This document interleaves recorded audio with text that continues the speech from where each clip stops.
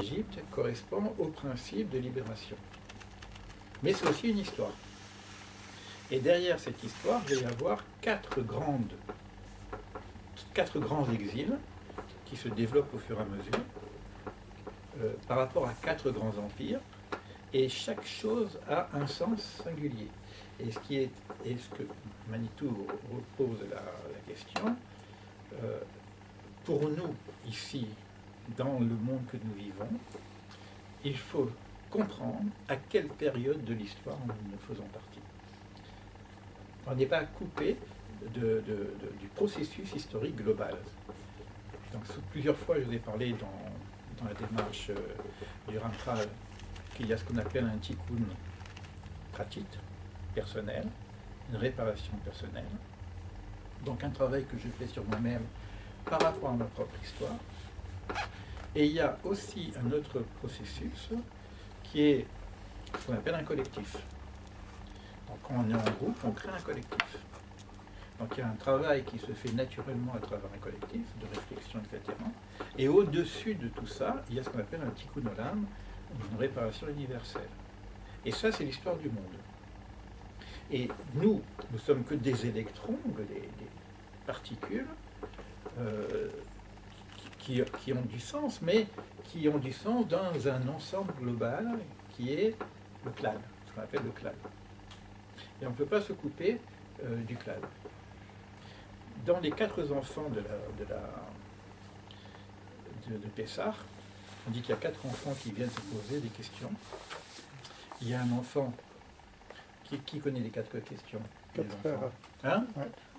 Racham, le rachat, le tam, et celui qui ne sait même pas poser de question. Et celui qui ne sait pas poser de questions. D'accord? Alors le Chacham, il pose des questions très très précises. Il demande l'ordre des choses. D'accord? Il va utiliser des termes très précis par rapport à ce qu'il vit. Il y a le tam. Lui, il pose une question très simple. Qu'est-ce que c'est? Celui qui ne pose pas de questions, il ne pose pas de questions. Donc il faut l'aider à vous poser des questions. Il faut lui ouvrir la bouche. C'est marqué « At petarlo ». Ouvre-lui la bouche pour qu'il s'interroge, qu'il se questionne. Donc on est bien dans un questionnement. Tout Pessah, c'est un questionnement. C'est ce « ma laïlazé ». Qu'est-ce que c'est cette nuit? Tu vois, donc on demande toujours « ma ». Le soir du questionnement, au point où on nous raconte qu'il y avait des Tamidei Rachamim qui étaient en train de faire Pessah, et jusqu'au lendemain matin, ces élèves viennent et dire « Ah, Rabbi, c'est l'heure du schéma ». C'est-à-dire qu'ils vont discuter toute la nuit, quoi. On me dit que si je suis un savant, et que je suis en face d'un autre savant, je dois me poser les mêmes questions. Chaque fois, à chaque Pessah, on fait les mêmes rituels. On pose les mêmes questions, pourtant on le sait. Pourquoi? Quelle différence il y a entre cette nuit et l'autre nuit? Qu'est-ce qu'on va nous raconter? On va nous raconter qu'on était en Égypte, qu'on est sorti d'Égypte, etc. On nous raconte la même rythme. Je dis quoi? Ce film, je l'ai déjà vu 50 fois, quoi. Donc il faut bien qu'il y ait quelque chose derrière. C'est pas simplement un rituel pour rien. Alors pour revenir au rachat, le rachat, c'est lui qui dit qu'est-ce que cela pour vous? Pour vous et pas pour lui. La Gada dit, hein, pour vous et pas pour lui. C'est-à-dire qu'il s'est écarté du klal. Et kfar beikar. Et quand il s'est écarté du klal, ce que dit la Gada, c'est l'essentiel. Beikar, c'est l'essentiel. C'est-à-dire que la proposition juive du rituel est une proposition klalite et non pas individuelle. Elle a une dimension spirituelle individuelle, elle a une vraie dimension ésotérique et même initiatique, ça on le voit à travers la Kabbale, mais elle n'a sens que dans la mesure où elle est prise en charge aussi par un klal, un collectif. On retrouve ça dans la synagogue, il faut 10 hommes, etc. Donc il y a tout un principe. Donc l'histoire, c'est elle qui devrait nous aider à nous positionner dans le monde.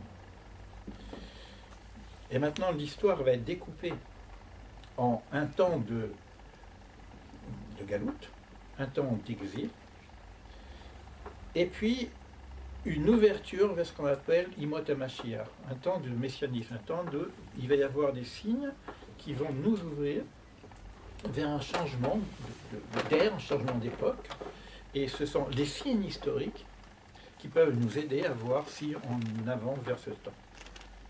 Il y a le temps des patriarches, il y a le temps des constructeurs, on va dire ça comme ça. Et tout cet enseignement qui est proposé aussi bien par le Ramchal que par Manitou, que par le Rav Ashlag, que par la plupart des kabbalistes qui reprennent une historiosophie dans la symbolique spirituelle, on va dire ça comme ça, c'est des mots qui sont faciles, vient nous positionner individuellement dans ce cosmos, dans cette partie collective. Ça ne veut pas dire que je suis obligé, en tant qu'individu, d'attendre que le processus global se réalise, puisque chaque individu a la possibilité de vivre déjà, lui, dans le temps qu'il vit, le temps de la Géoula. Donc il y a ce qu'on appelle la sagesse, les tzadikim, mais quoi qu'il en soit, même ces tzadikim qui ont déjà vécu, qui sont eux déjà dans le monde de la libération, qui sont déjà libérés des limites de l'Égypte, parce que l'Égypte c'est aussi les limites, ils le vivent dans un processus global. D'accord ? On va essayer de comprendre un petit peu ces éléments entre le temps que nous vivons et toute la discussion qui va se faire. Est-ce que le temps que nous vivons, puisqu'on va faire Pessah, on va faire une forme de théâtre de libération, on va manger comme ça, etc. Mais comment je peux faire semblant d'être libéré si je suis encore en galoute, si je suis encore dans mes limites? Donc je vais fêter la libération alors que je suis dans les limites.